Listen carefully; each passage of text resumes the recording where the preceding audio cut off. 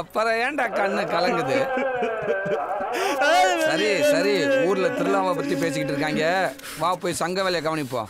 சங்க வேலைகள்? எஸ், நமக்கு அதுதான்ப்பா முக்கியம். Hi cinephiles. டூட், தனக்கு பிடிச்ச பொண்ணை அவளுக்கு பிடிச்ச ஒரு பையன் கூட சேர்த்து வைக்கிற ஒரு தியாகியோட கதை தான் இந்த படம். இந்த தியாகி கதை அப்படிங்கிறது நிறைய பசங்க வாழ்க்கையில இருந்திருக்கும். ஸ்கேல் சின்னதாக இருந்தாலும் சரி, இல்லை பெருசாக இருந்தாலும் சரி, செஞ்ச விஷயங்கள் கம்மியாக இருந்தாலும் சரி, இல்லை அதிகமாக இருந்தாலும் சரி, இது எல்லா பசங்களுமே கண்டிப்பாக ஏதோ ஒரு இடத்துல செஞ்சுருப்பாங்க. தனக்கு பிடிச்ச ஒரு பொண்ணை அவளுக்கு பிடிச்ச ஒரு பையன் கூட சேர்த்து வைக்கிறது 90%. மீதி ஒரு 10% செய்யாமல் கூட இருந்திருக்கலாம். பட் அவங்களுமே அவங்க சுற்றி உள்ள சர்க்கிளில் ஏதோ ஒரு பையன் அதை செஞ்சதை கண்டிப்பாக பார்த்துருப்பாங்க, ஏதாவது கேட்டிருப்பாங்க, விஷயங்கள் தெரிஞ்சிருக்கும். அப்படிப்பட்ட most relatable story of 90s 2K Gen Z 3 ஜென்ரேஷனுக்குமே நடக்க போற இந்த கதையை இந்த படத்துல கொஞ்சம் எக்ஸ்ட்ரீமா ஸ்கேலா பெருசாக்கி காமிச்சிருக்காங்க. அதாவது இது வந்துட்டு நிறைய நடந்திருக்கும் தான். இத ஒருத்தன் எந்த அளவுக்கு எக்ஸ்ட்ரீம் போறான், அந்த பொண்ணை அவளுக்கு பிடிச்ச ஒரு பையன் கூட சேர்த்து வைக்கிறதுக்காக எந்த அளவுக்கு எக்ஸ்ட்ரீமுக்கு போறான் அப்படிங்கிற மாதிரி ரொம்ப ஒரு பிரம்மாண்டமா அப்படி ஒரு இழுத்திருக்காங்க. அதுதான் டூட்.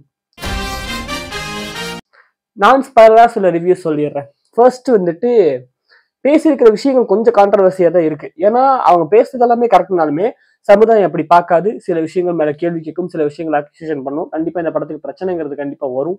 இந்த படம் ரிலீஸ்க்கு அப்புறமா பயங்கர டிபேட்டுங்கிறது இருக்கும். சில விஷயங்கள்ல படம் பார்த்தா தெரியும், படம் பாருங்க.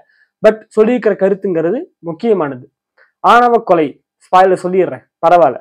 ஆணவ கொலையை பேஸா ரொம்ப அடியில வச்சுட்டு அதுக்கு மேல ஒரு பிரம்மாண்டமான இப்படி ஒரு ஸ்டோரியை பில்ட் பண்ணி சூப்பரா பண்ணியிருக்காங்க. ஒரு பிரில்லியன்ட் அப்படிங்கிறது இந்த படத்துல இருக்கு. ப்ரொமோஷனா ட்ரெய்லர்ல எதையுமே காட்டாம ஸ்ட்ரெயிட்டாவே படத்துல காமிச்சதுங்கிறது ஒரு பிரில்லியண்டான விஷயம். அது அமேசிங், செம்ம சூப்பர். படத்துல மியூசிக் வேற லெவல். சாயோட மியூசிக் வந்துட்டு வேற லெவல். பட் இருந்தாலுமே கூட சில நேரங்கள்ல ஒரு அமெச்சூர் மியூசிக் டைரக்டர் அப்படிங்கிறது லைட்டா தெரிஞ்சுது சில பேக்ரவுண்ட் ஸ்கோர்ஸ்ல. டிராகன் இதையும் கம்பேர் பண்ணீங்கனாலே தெரியும் பேக்ரவுண்ட் ஸ்கோர்ஸ் அப்படிங்கிறது எந்த அளவுக்கு கொஞ்சம் இதாவே இருக்கு அப்படிங்கிறது. சாங்ஸா பார்க்கும்போது எந்த வகையிலுமே டிராகன் அளவுக்கு இந்த சாங்ஸ் வந்துட்டு குறைஞ்சது கிடையாது. ரெண்டுமே வந்துட்டு பயங்கர சூப்பரா தான் இருந்துச்சு. பட் பேக்ரவுண்ட் ஸ்கோரா பார்க்கும்போது டிராகன் அளவுக்கு இல்ல, லவ் டுடே அளவுக்கு இல்ல அப்படிங்கிற மாதிரி தான் இருக்கு. லவ் டுடே கூட கம்பேர் பண்ண முடியாது இவன்.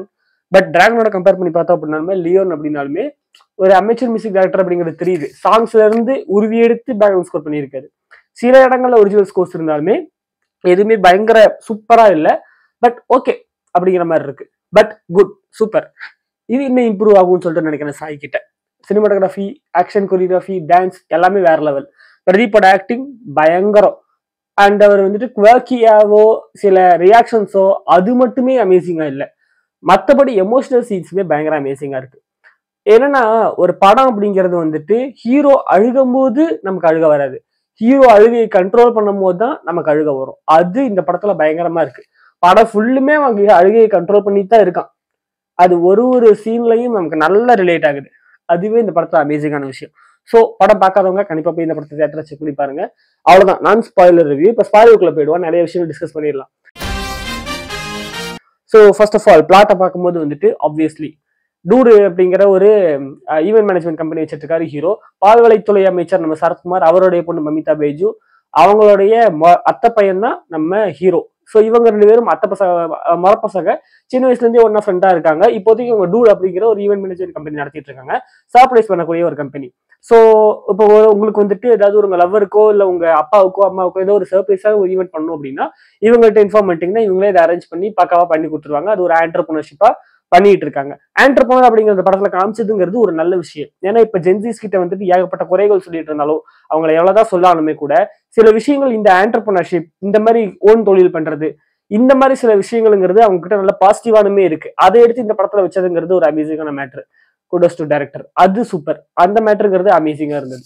ஸ்டைல், பிரதீப்போட ஸ்டைலாவே வந்துட்டு செம்ம சூப்பரா காமிச்சிருந்தாங்க. உண்மையிலேயே வந்துட்டு ஒரு ரஜினி சாரே ஒரு 30s அந்த மாதிரி இதுல இருந்தா ரைட் பண்ணியிருக்காரா சொல்லியிருந்தாரு இல்லையா.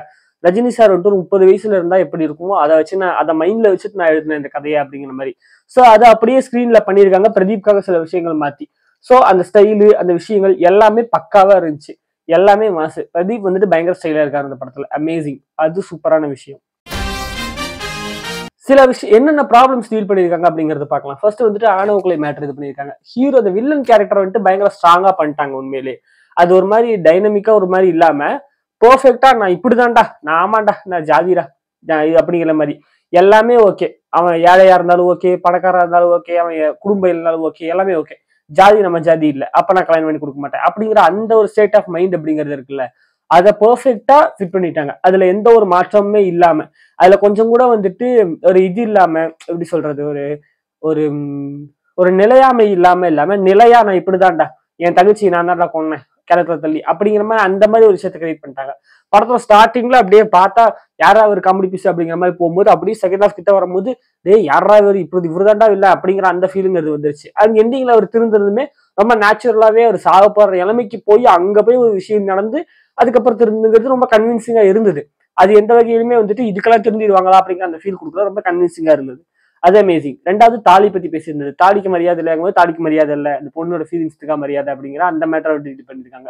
முன்னாடியே அதுக்கு ஒரு ரிவர்ஸ் ரேட்டிங் மாதிரி எனக்கு ஒரு ஃபீலுங்கிறது வந்தது. என்னன்னா இங்கே தாலியை பத்தி பேசுறாங்க, படத்தோட ஃபர்ஸ்ட் சீன்லயே வந்துட்டு அந்த தாலியை இது பண்ற அந்த சீன் தான். அது ஒரு ரேண்டம்னா ஒரு விஷயம் தான், அது கதைக்கு சம்மந்தம் இல்லை, ஃபர்ஸ்ட் ஒரு விஷயங்கிறது வருது. பட் இருந்தாலுமே அதை அங்க வச்சதுங்கிறது எனக்கு ரொம்ப ரிவர்ஸ் ரேட்டிங் மாதிரி தெரிஞ்சுது. இதுக்கு அதை ஒரு காம்பன்சேட்டா வச்சிருக்காங்க மாதிரி எனக்கு ஒரு தெரிஞ்சது. ரிவர்ஸ் ரேட்டிங் போயிட்டு அங்க ஒரு நிட்ரோ சீன் அப்படிங்கிற வச்ச மாதிரி எனக்கு ஒரு ஃபீல். என்னங்கிறது தெரியல. டேரக்டரோட பிரில்லியன்ஸ், நிறைய இடங்கள் வந்துட்டு லாஜிக்கலா கொஸ்டின்ஸ்ங்கிறது வரும், இது அப்படி பண்ணிருக்கலாம் இப்படி பண்ணிருக்கலாம்னு சொல்லிட்டு. உதாரணத்துக்கு வந்துட்டு, உன்னை லவ் பண்ணேன், நீ வேண்டான்ட்ட, அதுக்கப்புறம் நான் அங்க போயிருந்தேன், என் காலேஜ் மேட்டை பார்த்தேன், அவனை வந்துட்டு அவன் இப்ப எனக்கு ப்ரொபோஸ் பண்ணிட்டான், இப்போ வந்துட்டு எனக்கு அவனை பிடிச்சிருக்கு, ஆனா இப்ப வீட்டுல உன்னை கல்யாணம் பண்ணிக்க சொல்றாங்க, எனக்கு என்ன பண்றதுன்னு தெரியல, கன்ஃபியூஷனா இருக்கேன். இப்போ உன்னையும் எனக்கு பிடிக்கும் தான், பட் நீ தான் என்னை ரிஜெக்ட் பண்ணிட்ட, இப்ப வீட்டுல உனக்கு கல்யாணம் பண்ணிக்க சொல்றாங்க, ஆனா இப்ப அவன் எனக்கு ப்ரொபோஸ் பண்ணிருக்கான், அவனையும் எனக்கு பிடிச்சிருக்கு, நான் இப்ப என்ன பண்றது ஒரு கன்ஃபியூஷன்ல இருக்கேன் அப்படிங்கும்போது ரொம்ப சிம்பிளா நான் செத்துட்டா என்ன பண்ணுவேன் அப்படின்னா வாயை பொத்துறாங்க ஹீரோயின். சோ இப்ப அவன் செத்துட்டா என்ன பண்ணுவேன்னா ஓங்கி ஒரு அரை, சிம்பிள், அவளதான் உனக்கு ரொம்ப பிடிச்சிருக்கு, அவனே கல்யாணம் பண்ணிக்குன்னு சொல்லிட்டு அந்த ஒரு இது, இந்த ஒரு இதுங்கிறது இல்ல அப்படின்னா இந்த ஹீரோயினை பார்த்து ஆடியன்ஸ் கேள்வி கேட்பாங்க, நீ இதுக்கு வந்துட்டு இவனே கல்யாணம் பண்ணிருக்கலாமே, இப்ப வந்துட்டு படம் ஃபுல்லா இவனை கல்யாணம் பண்ணிட்டு அவங்க கூட எப்படியும் போறாங்க அப்படிங்கிறது மேட்டர் இருக்கு. ஓகேங்களா? சோ இப்ப இருக்கும்போது நீ இதுக்கு பேசாம அவனே கல்யாணம் பண்ணிருக்கலாம், இல்ல இவனே கல்யாணம் பண்ணிருக்கலாம், இப்படிங்கிற மாதிரி இந்த கன்ஃபியூஷனுங்கிறது வந்திருக்கும். அந்த சீன்ல அந்த இதுல அந்த டயலாக வச்சு அதை ரொம்ப கன்வின்சிங்கா மாத்திட்டதுனால அந்த இதுங்கிறது வரல. இதுதான் இந்த ரைட்டரோட பிரில்லியன்ஸ், இந்த டேரக்டரோட பிரில்லியன்ஸ் அப்படிங்கறத சொல்றேன். ரெண்டாவது ஹீரோ கேரக்டருக்கு இவ்வளவு கஷ்டப்பட்டு எதுக்குடா அந்த பொண்ணுக்கு நீ பண்ணணும், இது நீ பண்ணாமே இருக்கலாமே அப்படிங்கிறதுக்காக, இந்த ஒரு இதுக்காக அவங்க சின்ன வயசுல இருந்தே ஃப்ரெண்ட்ஸ் அப்படிங்கிற மாதிரி காமிச்சிருக்காங்க. இவங்க வந்துட்டு நார்மலா ஜஸ்ட் லவ்வர்ஸ் கிடையாது, லவ் பண்ணாங்க, இப்ப பிரிஞ்சுட்டாங்க, இப்ப அந்த பொண்ணுக்காக இதெல்லாம் பண்றான் அப்படின்னா கூட எதுக்காக இதெல்லாம் பண்ற அப்படின்னு சொல்லிட்டு நம்மளும் கேட்ப, கூட இருக்கிற ஃப்ரெண்டும் கேட்பாரு. பட் இவங்க வந்துட்டு லவ்வர்ஸ் மட்டுமே கிடையாது, ஃப்ரெண்ட்ஸ் ரொம்ப சின்ன வயசுல இருந்தே, அதுவும் சொந்தக்காரங்க. அண்ட் இந்த பொண்ணு காது ஊத்தும் போது இவருக்கு ஒரு 7-8 வயசுங்கிறது இருக்கும் போதுல இருந்தே அந்த பொண்ணு இவர் தான் கிட்டத்தட்ட பாத்துக்கிறாரு, ஒரு செகண்ட் ஃபாதருங்கிற மாதிரி பாத்துக்கிறாருங்க. அந்த சிச்சுவேஷன்ல இருக்கும்போது கண்டிப்பா அந்த பொண்ணுக்கு இதெல்லாம் பண்ணிதான் ஆகணும் அப்படிங்கிற அந்த இதுங்கிறது இருக்கு. இன்டர்மிஷன் கிட்ட வரும்போது கிட்டத்தட்ட அந்த சீனுங்கிறது இதாகுது, அவன் எப்படி எனக்காக வருவான் அப்படின்னு ஹீரோயின் சொல்லும் போது அவர் போயிட்டு ரிட்டர்ன் வந்து, சரி உனக்காக வந்து தொலைறேன், உன் உயிருக்காக, என் மானம் போனாலும் பரவாயில்ல, உன் உயிருக்காக நான் வரேன் அப்படிங்கிற மாதிரி அந்த ஒரு மேட்டருங்கிறது அங்க ரொம்ப கன்வின்சிங்கா இருந்தது. சோ இதுக்கு மேல ஹீரோ யாரும் கேள்வி கேட்க மாட்டாங்க, நீ இதை பண்ணாமே இருந்திருக்கலாம் பாசாமி அப்படின்னு சொல்லவே மாட்டாங்க. அண்ட் இன்னொரு விஷயம், எண்டிங்ல வந்துட்டு என்னதான் இதெல்லாமே முடிஞ்சிட்டா கூட ஹீரோவுக்கு ஒரு ஜோடி அப்படிங்கிறத வந்துட்டு அங்க ஃபிட் பண்ணிட்டாங்க அப்படிங்கிறது இன்னும் ஒரு அக்செப்டபிளா இருந்தது. அண்ட் எனக்குமே வந்துட்டு இந்த படம் பார்த்துட்டு இருந்தப்ப அந்த கிட்டத்தட்ட அந்த செகண்ட் ஹாஃப் கிட்ட வந்துட்டு ஹீரோயினே சொல்றாங்க இல்லையா, நான் வந்துட்டு உனக்கு ஒரு பொண்ணு பார்ப்பேன் அப்படிங்கிற மாதிரி சொல்லும் போது, இந்த பொண்ணு வந்த உடனே இவங்களோட பிளான் தான் அப்படிங்கறத ரிவீல் பண்றாங்க. ஹீரோவும் இந்த பொண்ணு தான் பிளான் பண்ணிருக்காங்க. அப்பவே எனக்கு தெரிஞ்சது இந்த பொண்ணு வந்துட்டு கண்டிப்பா சும்மாலாம் இருக்காது, இந்த பொண்ணுக்கு பிடிக்கும்னு சொல்லிட்டு நினைக்கிறேன் அப்படின்னு சொல்லிட்டு அதுக்கேற்ற மாதிரி கிளைமேக்ஸ்லயுமே அதை கொண்டு வந்து கனெக்ட் பண்ணி அழகா முடிச்சுட்டாங்க. அந்த கிளைமேக்ஸுமே சூப்பர் பிரில்லியன்ஸா இருந்தது. ஏன்னா படம் ஃபுல்லுமே ஹீரோ வந்துட்டு அழுகையை கண்ட்ரோல் பண்ணிட்டு அவர் ஒரு கஷ்டத்துல இருக்காருங்கிறது ஆடியன்ஸுக்கு தெரியும், அவன் பாவண்டா அப்படிங்கிறது தெரியும். எண்டிங்ல அவன் வந்துட்டு தியாகியாவே போயிட்டான் அப்படின்னா ஆடியன்ஸ் வெக்ஸ் ஆயிடுவாங்க. அதுவும் இப்ப இப்படி ஒரு படம் பண்றதுங்கிறது ஃபர்ஸ்ட் படம் ஃபிளாப் ஆயிடும். அதை வந்துட்டு எண்டிங்ல அதை கன்வின்சிங்கா ஒரு ஹாப்பி எண்டிங்ல முடிச்சது அப்படிங்கிறது ரொம்ப சூப்பரான விஷயம். ரீச் என்னன்னா, இந்த ஆணவ கொலை அப்படிங்கிற மேட்டர் வந்துட்டு இந்த இது எப்படி சொல்றது, ஒரு இந்த ஆணவ கொலைங்கிறது நிறைய விதமா சொல்லியிருக்காங்க. பட் இந்த விதத்துல, அதாவது ஒரு கமர்ஷியல் படத்துல, ஒரு கமர்ஷியல் வேலை, ஒரு ஜாலியான படத்துல இப்படி சொல்லும் போது ரீச் இன்னும் ஜாஸ்தியா இருக்கும் அப்படிங்கிறது என்னுடைய ஒப்பீனியன். மேபி இது உங்களுக்கு வந்துட்டு மாறுபடலாம். பட் எனக்கு தெரிஞ்சு இந்த வகையில சொன்னாங்க அப்படின்னா எனக்கு தெரிஞ்சு இது வந்துட்டு ரீச் ஆகும் என்னை பொறுத்த வரையும். அதாவது இந்த ஒரு படத்துல, இந்த மெயின் ஸ்ட்ரீம் படத்துல இதுக்கான ஆடியன்ஸுங்கிறது பிக், இந்த ஆடியன்ஸ் கிட்ட இது ரீச் ஆகும் அப்படிங்கிற ஒரு நம்பிக்கை எனக்கு இருக்கு. அதுதான் மேட்ரு.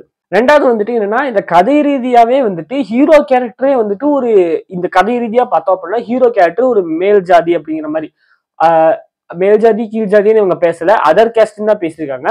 பட் இருந்தாலுமே வந்துட்டு அந்த சரத்குமார் வந்துட்டு என்ன சொல்றாரு, இன்னொரு ஜாதி பையனை கல்யாணம் பண்ணிக்க மாட்டேன் அப்படிங்கிற மாதிரி சொல்றாரு. பட் அதே ஜாதியில இருக்கக்கூடிய வந்துட்டு பிரதீப் வந்துட்டு அப்படி எல்லாம் இல்ல அப்படிங்கிற அந்த ஐடியாலஜில இருக்காரு அப்படிங்கிறது போது இங்கேயே அது பிரிவினைங்கிறது அங்க அடிக்குது இல்ல. இப்ப இந்த ஜாதி விசஸ் இந்த ஜாதி அப்படிங்கிறது படங்கிறது இருந்திருக்கு, இதுக்கு முன்னாடி இருந்திருக்கு. பட் அந்த மாதிரி இல்லாம ஒரே ஜாதியில அவன் வந்துட்டு இப்படி இருக்கான், இவன் வந்துட்டு கொஞ்சம் மெச்சூர்டா இருக்கான் அப்படிங்கிற இந்த ஒரு விஷயம் ஜென்ரேஷன் டு ஜென்ரேஷன் இந்த மேட்டரா ரொம்ப கம்மியான படங்கள் தான் சொல்லியிருக்கு. ஒரே ஜாதிக்குள்ளேயே வந்துட்டு ஒருத்தர் ரொம்ப ஜாதி வெறியனா இருக்கான், இன்னொருத்த வந்துட்டு அதெல்லாம் இல்லை அப்படின்னு இருக்காங்கிறது ரொம்ப கம்மியான படங்கள் தான் சொல்லியிருக்கு. அந்த வகையில இந்த படத்துல அது ஒரு பிரில்லியன்டான ஒரு விஷயம் அப்படின்னு சொல்லிட்டு சொல்லுங்க. படத்துல நெகட்டிவ்ஸே இல்லையான்னு கேட்டா சில விஷயங்கள்ங்கிறது இருக்கதான் செய்யுது. என்னன்னா இந்த படத்துல வந்துட்டு விஷுவல் கிராண்டியர் இருக்கே தவிர ரைட்டிங்கா கதையா ரொம்ப கிராண்டியர்ங்கிறது இல்லை. கதையே ரொம்ப சிம்பிள் தான். இதே கதையை ஒரு ஷார்ட் ஃபிலிமா கூட எடுக்கலாம். இதே கதையை கொஞ்சம் கூட நீங்க வந்துட்டு இந்த கல்யாணம் இதெல்லாம் கல்யாணம் ஆகி இவ்வளவு விஷயங்கள் நடக்காம ரொம்ப சிம்பிள் ஆக்கிட்டீங்க அப்படின்னா இதே கதைங்கிறது வந்துட்டு, அதாவது இந்த பிளாட் லைன் தனக்கு பிடிச்ச ஒரு பொண்ணுக்காக அந்த பொண்ணுக்கு பிடிச்சவங்க கூட சேர்த்து வைக்கலாம் அப்படிங்கிற இதே பிளாட் லைனை ஒரு ஷார்ட் ஃபிலிமாவும் எடுக்கலாம், ஒரு ஃபீச்சர் ஃபிலிமாவும் எடுக்கலாம், ஒரு வெப் சீரிஸா கூட எடுக்கலாம். இது ரொம்ப இந்த யூனிவர்சல் ஸ்கிரிப்ட். இந்த ஸ்கிரிப்டை இவங்க வந்துட்டு இந்த நிலையில் எடுத்திருக்காங்க. இந்த ஸ்கேலுக்கு இவ்வளவு விஷுவல் கிராண்டியர் வேணுமான்னு கேட்டா ஒரு எக்ஸ்ட்ரா தூவலுங்கிற மாதிரி தான் சொல்லணும். பரபரன்னு மேல தீவி விட்டுருக்காங்க அப்படின்னு தான் சொல்லணும். ஒரு எப்படி சொல்றது, ஏதோ இந்த பரோட்டால அதிகமா சால்னா ஊத்துங்கிற மாதிரி அந்த மாதிரிதான் இருக்கு. பட் அது நல்லாலாம் போயிருச்சான்னு கேட்டா அப்படிலாம் இல்லை, நல்லா இருக்கு. பட் இருந்தாலுமே பரோட்டாக்கான போயுமே சால்னா மட்டும் ரொம்ப தெரியுற மாதிரி ஒரு ஃபீலிங்கிறது இருந்தது. அது மட்டும்தான் மேட்டரே தவிர மற்றபடி ஒன்றும் இல்லை. அண்டு என்னன்னா சில ஒரு ஃபர்ஸ்ட் டைம் டைரக்டர் அப்படிங்கிறது வந்துட்டு சில இடங்கள்ல தெரிஞ்சுது, அந்த மேட்டருங்கிறது கொஞ்சம் கொஞ்சம் அடிங்கிறது விழுந்தது. அண்ட் இன்னொரு விஷயம் கார்ட்போர்ட் கேரக்டர்னு ஒன்று சொல்லுவாங்க, இது கண்டிப்பா சொல்லியே ஆகணும், இது பின்னாடியுமே இது ஒரு நெகட்டிவ் அமையும். ஏன்னா கார்ட்போர்ட் கேரக்டர்னு சொல்லுவாங்க, அதாவது இந்த கேரக்டருக்கு பெருசா இந்த படத்துல யூஸுங்கிறது கிடையாது, பட் படம் ஃபுல்லா இருக்குங்கும் போது ஒரு இம்பார்ட்டன்ஸுங்கிறது இல்லாம அது மேலோட்டமா மட்டும் எழுதி வைப்பாங்க. இந்த படத்துல டிராவிட் வேற அது ஃப்ரெண்ட் கேரக்டரா, அவருக்கு கூட ஒரு இம்பார்ட்டன்ஸுங்கிறது இருக்கு. படம் ஃபுல்லா ஹீரோவை பார்த்து கருதிப்பிட்டே இருக்காரு. ஒரு இடத்துல அவரு தான் சொல்றாரு, அவனை ப்ரப்போஸ் பண்ண வரும்போது நீ இப்படி சொல்லிட்ட அப்படிங்கிற மாதிரி. அவரால்தான் கதை அந்த சைடு யூட்டர் அடிக்குது. அவருக்கு கூட ஒரு இம்பார்ட்டன்ஸுங்கிறது இருக்கும்போது மமிதாவை கல்யாணம் பண்ணிக்கிற பாரிங்கிற அந்த கேரக்டருக்கு வந்து பெருசா இம்பார்ட்டன்ஸே இல்லை. அவன் ஒரு டம் அப்படிங்கிற மாதிரிதான் இருக்கு. வரான் போறான், ப்ரோ ப்ரோ இது யாரு அண்ணான்னு கூப்பிடுறானா, அண்ணா அண்ணா அப்படின்னு தான் அப்படிங்கிறான், பார்த்து பண்ணி கொடுங்க கல்யாணம் பண்ணி வைங்க என்கிட்ட பாஸ்போர்ட் இல்லை அப்படிங்கிறான். அவனுக்குன்னு ஒரு கேரக்டரைசேஷனுங்கிறது இல்லாம இருந்துச்சு. ஜஸ்ட் லைக் தட் அவன் வந்துட்டு இருக்கிற மாதிரி இருந்துச்சு. படம் ஃபுல்லா பிரதீப் அண்ட் மமிதா தான் ஃபாலோ பாக்குறாங்களே தவிர அவனுக்குங்கிறது அந்த இம்பார்ட்டன்ஸுங்கிறது பெருசா இல்லை. அந்த கேரக்டராவே பெருசா எழுதல, ஒரு மாதிரி கார்ட்போர்ட் கேரக்டராவே வச்சுட்டாங்க. கதைங்கிறது இவரை ஃபோக்கஸ் பண்ணி இருக்கிறதுனால இப்படியே போயிடுச்சு. ஏன்னா நிறைய இப்ப சில சீன்ஸ் எல்லாம் இப்போ வந்துட்டு ஒரு இடத்துல இந்த ஏர்போர்ட் கூட்டு போயிட்டு இருக்காங்க கார்ல. ஸோ கிட்டத்தட்ட அவங்க வந்துட்டு கனடா கிளம்ப போறாங்க. இப்போ வந்துட்டு ஹீரோயினுக்கு தெரிஞ்சிருச்சு இவன் வந்துட்டு லவ் பண்ணான், பட் இவன் மறைச்சிட்டான் அப்படிங்கிறது. ஸோ பாஸ்போர்ட்டை தூக்கி போட்டுறாங்க. பாஸ்போர்ட்டை தூக்கி போட்டு இவன் பிரச்சனை பண்ணி உனக்கு நான் கல்யாணம் பண்ணி வச்சுட்டு தான் போவேன் அப்படிங்கிற மாதிரி ஒரு பிரச்சனை பண்றாங்க. ஆல்ரெடி டிராவிட் வந்துட்டு அந்த பாரியை கூட்டிட்டு ஏர்போர்ட் போயிருப்பாரு இந்நேரத்துக்கு. ஸோ இதுக்கப்புறம் என்ன நடந்திருக்கணும், நீ ஏன் வந்துட்டு கனடாக்கு வரலன்னு சொல்லிட்டு அவன் கேட்டுருக்கணும்ல, அவன் கேட்கவே இல்லை. அவன் வந்துட்டு ஜஸ்ட் லைக் தட், ஓ அவருக்கு நீ கல்யாணம் பண்ணிக்க போறியா, பண்ணி வச்சுட்டு வா ஜாலியா அப்படிங்கிற மாதிரி இருக்காரு. ஸோ அந்த மாதிரி வந்துட்டு சில இம்பார்ட்டன்டான விஷயங்களை அவர் எந்த கேள்வியுமே கேட்கல அப்படிங்கிற அந்த மேட்டருங்கிறது கொஞ்சம் அடிப்பட்ட மாதிரி இருந்தது. நிறைய இடங்கள் வந்துட்டு ஹீரோ தான் ரொம்ப மேல இருக்கிற மாதிரி அந்த ஒரு ஃபீலிங் இருந்தது. அவனுக்கு வந்துட்டு இம்பார்ட்டன்ஸுங்கிறது இல்லை, கொஞ்சம் கூட கொடுத்துருக்கலாம். மேபி அந்த சீன்ஸ்ல கூட வந்துட்டு இவன் வந்துட்டு அந்த முடிவு எடுக்கிற மாதிரி கூட காமிச்சிருக்கலாம். இப்ப ஹீரோயினுக்கு தெரிஞ்சிருச்சு. ஹீரோயின் வந்துட்டு அந்த பாரி கிட்ட சொல்றாரு, இந்த மாதிரி அவன் என்ன லவ் பண்ணானாமா, இப்படிதான் இதெல்லாம் ஆயிடுச்சாமா அப்படிங்கிற மாதிரி சொல்றதுக்கு அப்புறமா அவன் அந்த பாஸ்போர்ட்டை தூக்கி போட்டுட்டு அவன் சொல்ற மாதிரி உனக்காக இவ்வளவு அவர் பண்ணியிருக்காரு, அவருக்காக நம்ம பண்ணுவோம், அவருக்கு ஒரு பொண்ணை சேர்த்து வச்சுட்டு அதுக்கப்புறமா இங்க இருந்து போலான்னு சொல்லிட்டு பாரி சொல்ற மாதிரி காமிச்சிருந்தா இன்னும் கூட வந்துட்டு அந்த கேரக்டருக்கான டெப்த்ங்கிறது இருந்திருக்கும். பட் இல்லாம போனதுங்கிறது அது ஒரு மாதிரி இருந்தது. மற்றபடி படம் சூப்பர், கான்செப்டாவும் சரி விஷுவலாவும் சரி எல்லாமே சூப்பர். என்னை பொறுத்தவரையும் ஒரு ஆர்டர் பண்ண சொன்னீங்க அப்படின்னா டிராகன், லவ் டுடே அண்ட் டூடுன்னு சொல்லிட்டு வைப்பேன். டிராகனை ஃபர்ஸ்ட்ல வைப்பேன். ஏன்னா வந்துட்டு லவ் டுடே விட டிராகன்ல கண்டென்ட்டா ரொம்ப பயங்கரங்கிறது இருந்தது. ஸோ டிராகன் ஃபர்ஸ்ட்ல வைக்கிறேன். ஸோ அவ்வளவுதான் இந்த படம் வந்துட்டு ரிவ்யூ. ஸோ உங்களுக்கு இந்த படம் பிடிச்சிருக்கா என்னங்கிறத கமெண்ட்ல சொல்லுங்க. ஸோ உங்களை நான் வந்துட்டு இன்னொருல இருந்து பாக்குறேன். அது வரைக்கும் by from Siddharth Sundararajan. Instagram, WhatsApp channel எல்லாமே லிங்க் கீழே இருக்கு, ஃபாலோ பண்ணிக்கங்க. பை. நம்ம வேஷத்துல யாரும் சார் நடிக்க போறீங்க? தனுஷன் நடிக்க வேண்டிய சார்.